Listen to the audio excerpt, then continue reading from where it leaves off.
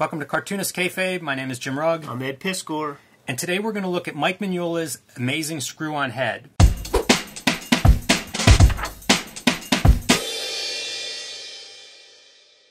This came out in 2002. I was still buying comics. We were meeting probably around this time, Ed, in our weekly get-togethers at the local comic shop, because that's where I got it. Is it really 2002? May 2002. Yeah, because I thought it came out when we were hanging out too, but we started hanging out in like 2004. Oh, really? This might have been one that I was bringing to the meetings, or whenever we were talking about, hey, what comic's good, or have you read this? This would have been a comic that I talked about. And part of the reason I want to show it off is because this was a very, very important comic to me. I was a Mike Mignola fan. I think everybody might be. I think everybody at least goes through a phase of being a fan. Hellboy was in full swing at this point. Probably BPRD was running at this point, yeah. or starting to gear up. He was at the top of his game. And so Amazing Screw-On Head comes out. I don't know much about it except it's a new Mike Mignola comic. So, of course, I pick it up. It goes on to be one of my favorite comics for a long time of just reading and rereading because it's a standalone comic, which is great. This was pretty atypical for like a Mike Mignola. Most of the Hellboy stuff would be miniseries and collected into trades. And this was just all you needed. One issue. One issue, complete story, new character. Everything you need to know is in this issue. It's silly, it's funny, but it marries that kind of tone, which was different than Hellboy, even though Hellboy has some funny moments. But definitely different in tone, but married to the Mike Mignola art style that was so great, and that I still remain a huge fan of. And something about that, like, comedy next to what I associated with a much more serious style, yeah, it's like my head just exploded. It was perfect. It was exactly what I wanted at the time. And so the concept of this, and you see Abe Lincoln, I guess that makes this a period piece. It is set in the 1800s, and basically the screw-on head is a government agent. And so Abe Lincoln is enlisting him to save the day. It's almost like a superhero of that time period. And that screw-on head bouncing along. Again, very kind of silly, nonsense fun. What would really come to define the stuff I like the most. And he's bouncing along to first talk to Abe Lincoln and see what's going on, and then to go find the appropriate body that he needs for this mission to save the Union. That's so dope. It's amazing. It's a very formed world. Like, if I came up with this concept, or anybody, this could be your Hellboy. If you didn't already have a Hellboy going on, this could be that character. It even makes sense as like a toy. Makes sense as a cartoon. This became a cartoon. Yeah. With Paul Giamatti was, I think, the big creative guy involved. And I don't know, he must have been Screw-on Head's voice. Maybe he was the bad guy's voice. But that was the name that I remember from that comic. And it was very weird animation. I'm sure it's online, and you could track that down online. But it was, if I remember right, kind of like a Flash animation style. And maybe even a little bit of 3D. It was very odd, very different looking. You know what? That's probably, that came out when we started hanging out. So that's probably why I'm thinking about that. And so the bad guy in this is Emperor Zombie. That's, the heavy who's trying to take over the world with some kind of black arts magic type of thing. And Screw-on Head is tasked with stopping him from destroying the world. And so again, the signature Mignola drawings are all here. Shipwrecks, old, really all of it. This spread is almost his entire... You can't sleep on that lettering, man. For sure. Pat Brazo. Yeah, I was going to say, let's check out the colorist Dave Stewart, so the longtime colorist, not the original Hellboy colorist, but the longtime Mignola colorist is on board at this point. This is the mature Mike Mignola. He's arrived by now. This is almost 10 years into the Hellboy stuff, and certainly his brand is on. Oh, yeah, this ain't the John Byrne scripted... era. No, not at all. Look how great the contrast is too, but just on this page between the blacks of the interior versus the light color of the exterior. It's got to be a colorist's dream to get art like this, where it's so clear. And I think Mignola, I seem to remember reading that he has a lot to say about the color of his comics too. Yeah, works very closely with the colorist. I don't know why we know that. I guess there have been a million interviews with him, so I'm sure it's just come up somewhere, him talking craft. But definitely a guy that works closely with his collaborators, which is probably part of the reason so many of those comics look so good, even if he's not the guy drawing them. And then this is your Emperor Zombie bad guy and his crew, his gang of villains. And they're going into this tomb looking for this secret power device. This also came out around the time of Dave Cooper's Weasel, and Mike Mignola did a backup in one of those that was similar to... It's not similar to this exactly, but obviously it's in his signature style, and it feels like he's exploring things that he wasn't doing in Hellboy. More art side of things, maybe, and not as clear narrative. Certainly not 3-act structure. We should also say this has been reproduced in an artist edition. Oh, we're going to go through that. Yeah. We're going through that at some point. The other piece around this time that was a big influence on me was Heat Vision and Jack, which was co-created by Rob Schrab of Scud fame. Scud the Disposable Assassin. Yes, so also a cartoonist. And it had a similar tone where it was like, you know, renegade astronaut whose brain had been exposed to radiation, and during the day he became super smart, but at night he went back to like regular intelligence. And a talking motorcycle voiced by Owen Wilson. So that was kind of like the same time period where I'm reading this and watching that on, you know, some bootleg VHS tape. And again, these are the ingredients that totally go into Street Angel, and definitely what I was thinking of at the time.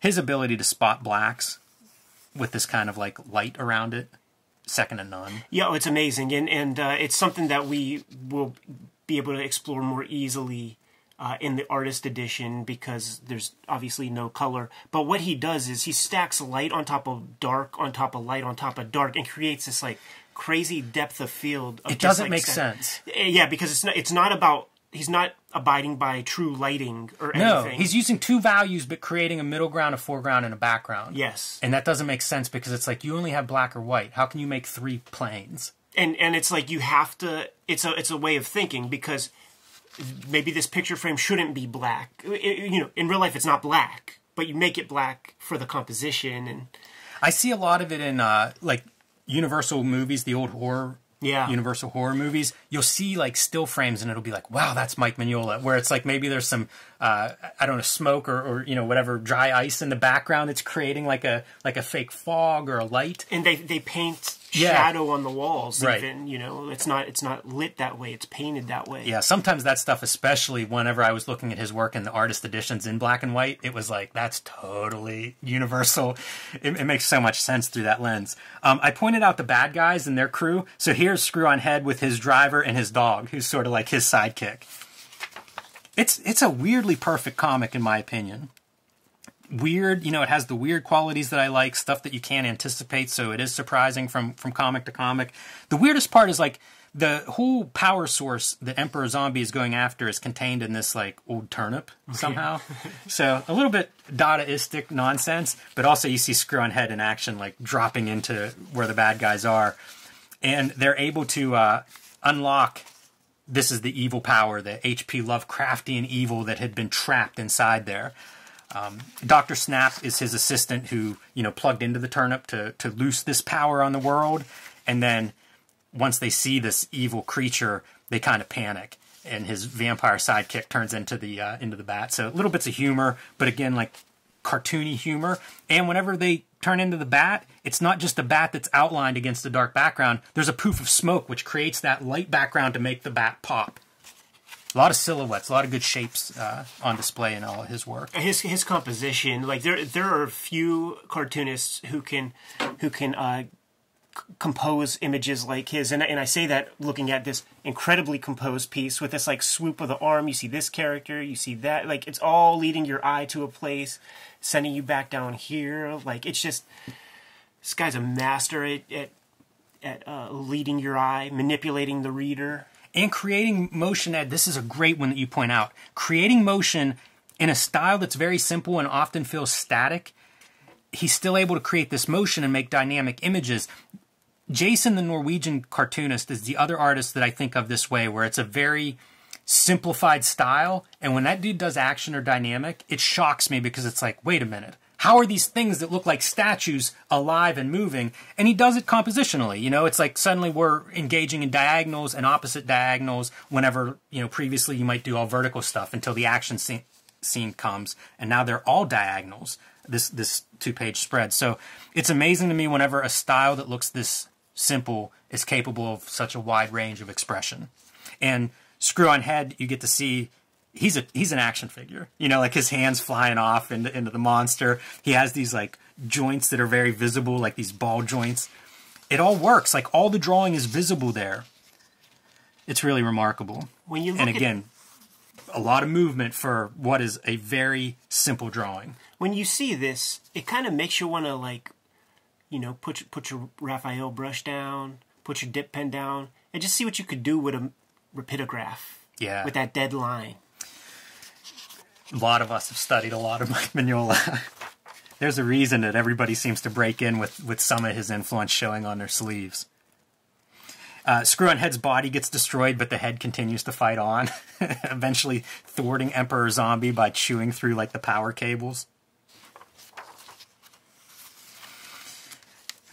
Exploding Emperor Zombie's ship and sending Screw-On Head plummeting back to Earth and back to his headquarters, where Abraham Lincoln is quick to thank him for saving the day, saving the world. And, of course, thank you, Mr. President. And then this is the stuff that is very similar to Dave Cooper's Weasel backup that he does, where it's like these static images, but juxtaposed with things like Werewolf and Cannibal, unexpected text. This is actually a pretty interesting use, like whenever we look at understanding comics and we talk about the different relationships the text can have with the images, this is a pretty good one, where if you remove that, it's a totally different image. Right. As soon as you add Cannibal to that image, it's like, what am I looking at now? Yeah, and there's storytelling applications. Yes. Yeah, and about as simple as you can get. You know, this is the Jesus wept of, like, the ultimate caption. And always great at drawing monkeys. What's the lady one say? It's criminal lunatic. So, hell of a standout issue. It seems like a theme that's been coming up lately, Ed, as we've been talking about the comic book as a unit. This is a great example of that. Like, if you come across this thing, complete satisfaction, complete story. It's a little bit longer probably than a regular comic in that you don't see a bunch of ad pages in the back or whatever. It's 28, 29 pages or so probably of actual comic.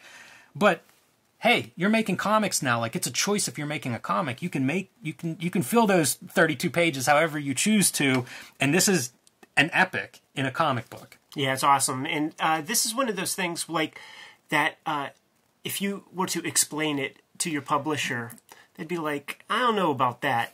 Now, Hellboy is well respected at this time. I don't think that there was a movie out yet, but maybe it was optioned or whatever, but it was a popular book. The publisher will give you one. Yeah, definitely. Mike Mignola at this time gets to do anything he wants in a comic book, I'm sure. But you know, if you're at home making these comics yourself, you just make the comic. Yeah. You know, I mean, like, that's the world we live in now. Even if you end up selling it to a publisher, I think a lot of times when I did Street Angel, I made Street Angel and delivered that complete to the publisher as my submission. So you can definitely, you know, it's a comic book. Like, it's one of the great things about comics is the low barrier of entry. It costs, especially with print on demand now, you could just make your own comic and print 10 of them. So there aren't a lot of reasons not to do it, but the lesson is, like, make it substantial, you know, make it complete. Make it a complete unit. Independent comics, it can be hard to track down multiple issues. So make every one count. Yeah, that's the headspace I'm in right at this moment, Jimmy. All right, Ed, that's all I have. But everybody at home, treat yourself if you come across Amazing Screw-On Head. This is a fun story. And we will revisit Screw-On Head in the future because we both have the artist editions. We both talked about those a lot. That will be a far more art-centric conversation. But there are many comics out there that we're going to skin many different ways. This is definitely one of them. But in the meantime, like, follow, subscribe to the YouTube channel. Hit the bell icon. We'll let you know when the next videos are available. We're on that race to 20,000 subscribers. So go ahead and make sure you get us there. Subscribe to the Cartoonist Kayfabe e-newsletter at the link below this video. Pick up Cartoonist Kayfabe merchandise and t-shirts at the links below this video. Jimmy, right at this minute, you and I both have comic books to make. Give them the marching orders. Let's get out of here. Read more comics.